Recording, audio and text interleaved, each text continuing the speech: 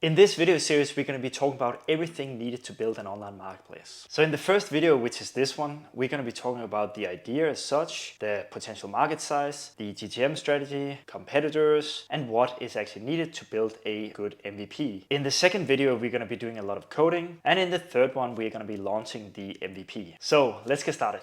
Great, so I hope that you're just as excited as I am. It's always fun to start building something new.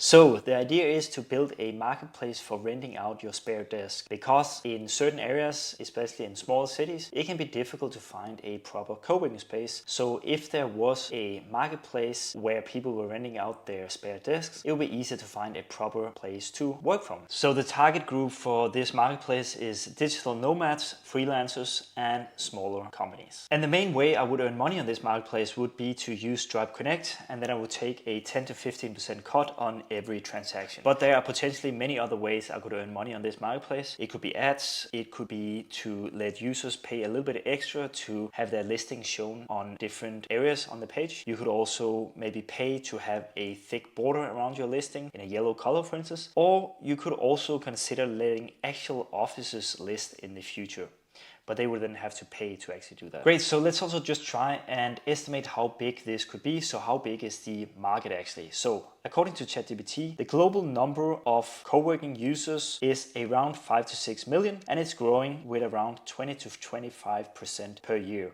So using this number, we can then set up a pessimistic scenario where I myself would be able to, via this marketplace, get 1% of the global co-working users into this platform, and they would be using it 30 days a year. And the optimistic scenario would be that I could, for some crazy reason, get 15% of the global co-working users using this platform, and they would be using it 90 days a year. In the pessimistic one, so 1% of 5 million, that's 50,000 users. Revenue per user would then be 30 days times $20 a day. That might be a little bit high in certain areas of the world, I know, but let's just say it's $20 a day. So the gross revenue would then be 30 million, and the net revenue would be around 3 to 4.5, depending on the percentage I would take in commission using Stripe Connect. For the optimistic scenario, I would have a total user base of 750,000, which is very optimistic, of course. So that's 15% of the 5 million. Revenue per user would be 90 days times 20. So the total gross revenue would be almost $1 billion, and the net revenue would then be more than 100 million. But that's also the optimistic scenario, of course. But when you start on a new marketplace, it's good to just try and estimate the market size, just to be sure that there is actually a market. So it makes sense to build the MVP and try and get users into the platform. In terms of competitors, there are many marketplaces out there that is doing something a little bit similar, but most of them are focusing only on B2B. My idea is to focus on digital nomads, freelancers, and smaller companies. So I believe there is an opportunity here. In terms of the go-to-market strategy, the most important ones would be to try and launch on these kind of digital nomad groups, both on Facebook and on Reddit. And I also want to try and see if I can get some kind of collaboration going with some of these famous or well-known digital nomads that are quite active on Twitter and also on Reddit. And for the MVP, these are the pages that I believe are absolute necessary to have. So first of all, there needs to be a listings page, including a filter mechanism, specific listing page, create a listing page, messaging page, and the logic behind it, my listings page, my info page, an offers page, which would be the one where you accept an offer when you receive one. Then the whole checkout system, of course, should be in place using Stripe Connect, a reviews logging and page, and also there should be social logins, at least Google and Facebook. Great, and one thing you should always remember before you start building your MVP is to do a little bit of research around where you actually want to launch your marketplace MVP when you have built it. So in my case, I want to launch it on this one called Digital Nomad, and then there's another one just called Nomad. For this one called Digital Nomad, you can see that there are actually 2.2 million members. So in this case, I will have to ask one of the moderators first to get permission to actually launch it there. And for this one, you can see there are only 8K members. So for this one, I'm just going to launch it there. Awesome. So that's it for the basic research. I always recommend you do this before you start building your MVP. Just use a couple of hours on researching about the competitive landscape, what you will be building, the market size, and also where you will be launching your MVP once you've built it.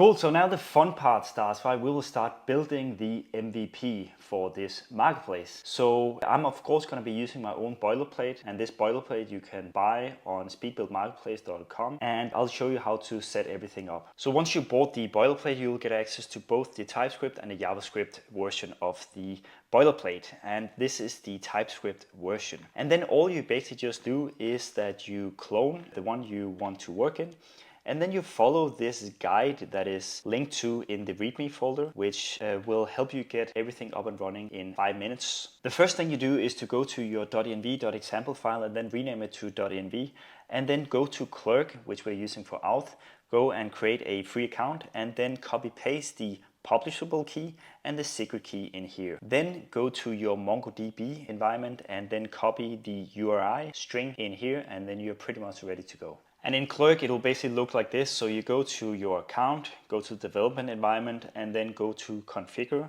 go down to API keys, and then you see the publishable key and the secret key here. And those are the ones that you just copy paste into the .env file. Another thing you have to remember within Clerk is to go to the webhooks area and then create 2 webhooks, one for update user and another one for user created. So that is so that whenever a user is created in Clerk or is updated, then everything is also being updated in your MongoDB environment. And by the way, all of this is also written down in the documentation, of course, so you can just go to the documentation and then just follow this guide.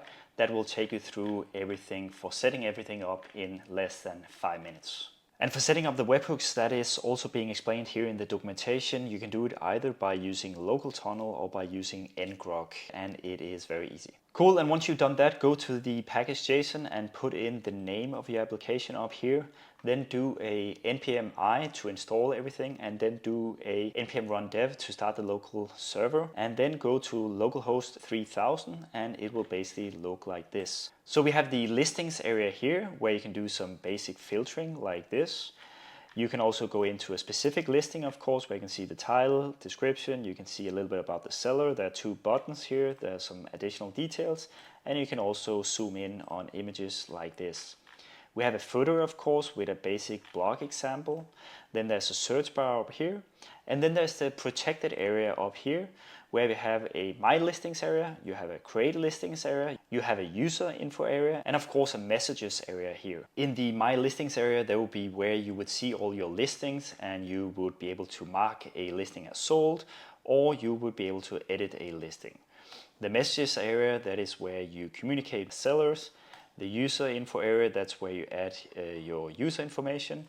And then there's the create a listing area where you basically create a listing. And this one I already started adjusting a little bit to the new marketplace that I'm building. So you can see you can add your address here in a relatively easy way. You can add your prices here. You can upload photos. You can then add your availability. So when you want to rent out your spare desk like this, then you can add additional information such as do you have a printer, free coffee, heating, and so on. There's even an internet speed checker just to very easily see what the internet speed is at your place. And by the way, here on the dashboard overview, you can see that there's a big button for connecting your account to Stripe Connect. That is of course very important that users do that so that they can start receiving money for what they are selling. And just to show you a little bit more about how the repo is structured, so you can see that we are of course using the app structure within Next.js, and within the app folder we have the API folder with all the routes. And for all the routes, there are examples of how you can easily get them set up. That is it for this one, guys. I hope you liked it. And in the next video, we are then going to be building the new marketplace. And in the third video in this series, we're then going to be launching the marketplace idea, and then we'll see how it goes, right?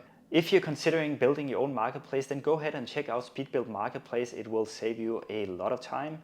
And until next time, have a good one. See ya. Bye.